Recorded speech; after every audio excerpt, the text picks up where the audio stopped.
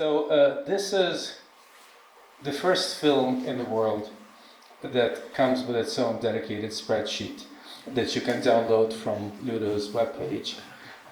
There's a lot to unpack there, and I'm reminded of the great film Good Will Hunting.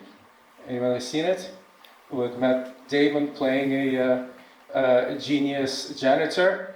I don't know if you caught this. The janitor in this film is Ludo, and at the crucial moment, unlike Matt Damon, who scribbles all these equations on the board, he's kind of trying to give the clue. He's saying cash sweep, cash sweep, cash sweep.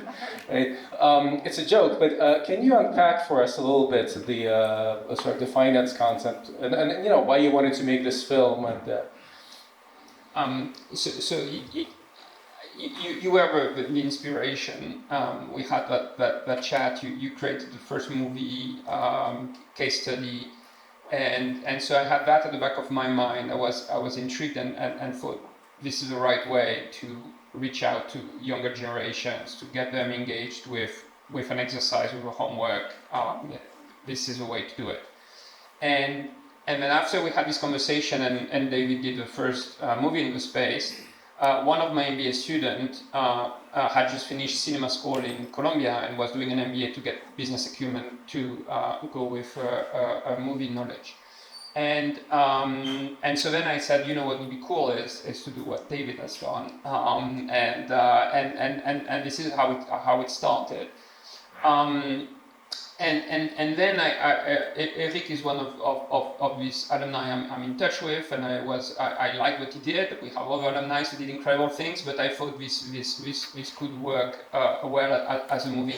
The idea is, it is a bit hard to grasp everything in the film.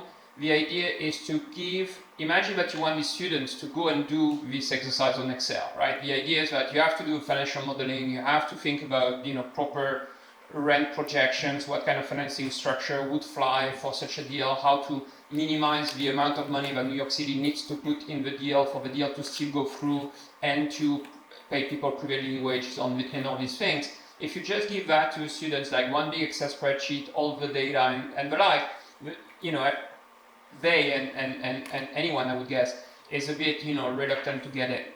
And if you see a movie like this for just 20-30 minutes, that may give you a stimulus. Maybe I hope you feel that way, that after that you're like, I would like to see the underlying data, I would like to see these comps that these guys have submitted, how did they come up with it? And then when you start reading that, you will see how crazy they are, and even if you have minimum knowledge of finance, you will quickly see how the comps were crazy, or sort of like the footnotes, and we eliminate a lot of extra things that were very outrageous. And so you then, motivated by the movie, you hopefully want to get all the data you need to solve the exercise, which is ultimately the modeling, the financial modeling. And the cash sweep is an example of financial engineering that is put to good use. So the way a cash sweep works is, if you have made a loan, you say you just pay me minimal interest back, but if there is any profit at the end of the year, you sweep it back to me to pay the principal of the loan back, right? So then this is how this deal was closed, is because, this is a real part of the story. So I teach cash sweeps like in all of my courses forever, but the fact that Eric had applied that, it was pretty cool. So this guy says, we're not going to make any money in the Bronx, and we've done the standard thing to compare with other rent in the Bronx, and rent in the Bronx is low, so we're going to get low rent, so you, the city, needs to give lots of money and very low interest rates on the loan part of it. And Eric said, it is not comparable to the rest of the Bronx. You're building something that is an industrial building. It was not in the movie, but it's like there is a warehousing in it, which is a big part, and it's on the water part of the Bronx. So it's most comparable to the things you have in Hoboken or even in North Brooklyn Marina. And there the rent's like 3 times as much. So you're going to get a lot of rent with this building. And so they disagree. And so the way you structure it is, let's say, okay, you pay me only 1% interest rate, but if I'm right that you're going to make a killing on this, you're going to get a lot of profit at the end of the year, and then you're going to have to use that to repay my loan. And in 2-3 years' time, according to my projections, my loan is fully repaid. And so even though I gave you a low interest rate, given how quickly I get my money back, it's actually pretty fine. And so that's a good example of how you can use financial engineering to close transactions and like, and there is all the impact investing aspects of it as well, which is very important. There are lots of discussions about this win-win and things like that, and this is more of an economist view on impact, which is everything has a cost. It's all about trade-offs, and you should not be naive about things. You should take finance seriously and being very knowledgeable about finance in order to maximize the social impact of a project. Thanks, Ludo, and you're a professor of finance, as am I, so it's easy to say that we have no idea what we're talking about, because we're not in the real world. Michael, you spent your career in finance dealing with private equity. Does this make sense? Yeah, let me tell a little bit about my background to just give you some context for what I have to say. My first job was not with EDC in New York City, but was with one of the sister economic development agencies for the city of New York. So that was where I started my work career. I later was on the board of the pension fund for the state of California, which has $500 billion of investment capital and is making deals like this real estate deal on a daily basis, and is a government agency in the same way that this organization, EDC, is portrayed as a government agency. And then I turned around, and for more than a decade, I worked for a private equity investment firm. So then you can think of me as having stood both in the shoes of the government people in this movie, but then I also stood in the shoes of the private sector people in the movie. And and now I work with institutional investors, helping them figure out whether the deals they've made were a good idea after the fact.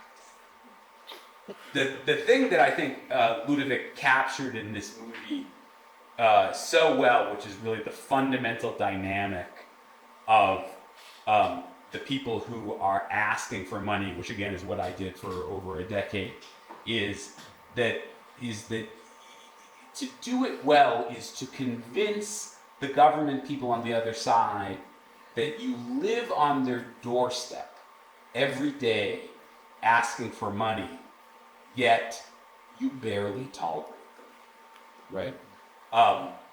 That is a skill, right? To be able to convey that supplicant demeanor, but with just the right amount of contempt, right?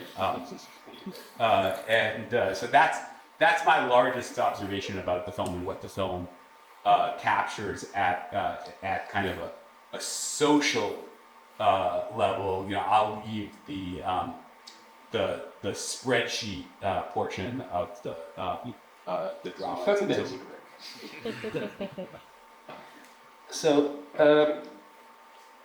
this, in a tradition of really great films that you enjoy, but also that make you think deeply about things that matter. So this is our money, right? This is how public money gets spent. Now, I can't resist. You mentioned Milton Friedman, the famous liberal market economist, talking about there's no free lunch. He also said something else. He said that you're going to spend money most efficiently when you're spending your own money on yourself. Less efficiently if you're spending your money on someone else, or if you're spending someone else's money on yourself. Least efficiently if you're spending someone else's money on someone else. And one thing that comes to mind during this film is that it's fantastic if people like Eric are there who are helping spend someone else's, which is your money, our money, on someone else. But people like Eric are not always there, and so which raises the question. So, what's your take on how do we get more Erics in there, or is there some other solution? So Eric was extremely rare, but he left pretty quickly as well, right? So he was immediately back into the private sector. He's the head of a $5 billion real estate fund in New York City. So it's back to the private sector. It was just like the people, it's a true story, like the people in the development company didn't understand why there was somebody knowing finance in front of them at the table. Like nobody had to run any financial model and make any calculation before. So who was that guy with knowledge? He was not supposed to be here. And in fact, after 2 years, he left indeed. the reason it happened is because when he finished his executive MBA, he tried to do some project equity in South Africa with 2 classmates of his, which is quite standard with our executive MBA. They all think that they can just start, go there and make investments, and he failed. And so then he was back, and then suddenly he needed the job pretty quickly, and the like, and there was not an immediate position at Goldman Sachs and the like, and there was this position at New York City, but he could get pretty easily, and it was not as well paid as the normal one. And then he thought, but what is cool about it is that like you are in control of like so many things. So like if I do that a couple of years where I find something in the private sector, it could be a nice plug-in, and I would get like network and the like, but then it will help me in the private sector. And so, for example, the sorts of things, if you have heard, if you remember, when Amazon was negotiating like a new big warehouse in the US, and there were cities in competition. It was Philadelphia, New York City, and then Boston. It was all over the news because Alexandra Ocasio-Cortez at the time said that the deal proposed by New York City was outrageous, etc. This was Eric who designed that deal, and he thinks AOC misportrayed it, and his deal was genius. But so he did these kind of things. Like the thing on the drug company is also a true example of something he did. He did the Yankee Stadium and like a number of things like that are like really remarkable. But this was out immediately, and the people that are in all these organizations don't have that level of knowledge, and people at CalPERS are not the same, do not have the same depth of financial knowledge as the people on the other side of the table. And it's a drama that you have the people with the money from governments and the like do not have the same level of financial knowledge as the people on the other side of the table, and that creates lots of issues. And the way that in my book to my students I explain the drama that is other people's money is that we call it opium. It's other people's money, OPM. We pronounce it opium because it's really addictive to spend other people's money. So it's something that you get really addicted to.